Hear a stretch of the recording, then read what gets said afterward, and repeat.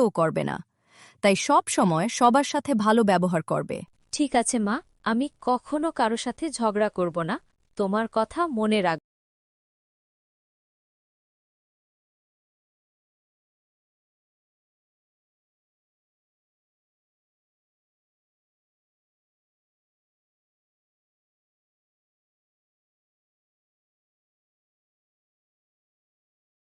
এইটা আমার জায়গা। এখান থেকে ওঠ, পিছনে গিয়ে বস, না হলে কিন্তু খারাপ হয়ে যাবে বলে দিই। আমি আগে এসে এখানে বসেছি, আমি উঠব না। তুমি পিছনে গিয়ে বস। কি বললি? দেখ তোর কি করি এখন। পড়ে গেলাম। আমি বাইরে থেকেই চেঁচামেচি শুনলাম। কিসের চেঁচামেচি হচ্ছে এখানে? ও পড়ে গেল কিভাবে? ম্যাম, ওরা সিট নিয়ে ঝগড়া করছিল। ম্যাম, ও আমাকে ধাক্কা দিয়ে ফেলে দিয়েছে। কি? তুমি এভাবে একজনকে ধাক্কা দাও? এটা খুবই খারাপ আচরণ। তুমি এক্ষুনি ক্লাস থেকে বের হয়ে যাও। আর কাল তোমার মাকে নিয়ে স্কুলে আসবে, না হলে তোমাকে স্কুলে রাখা হবে না।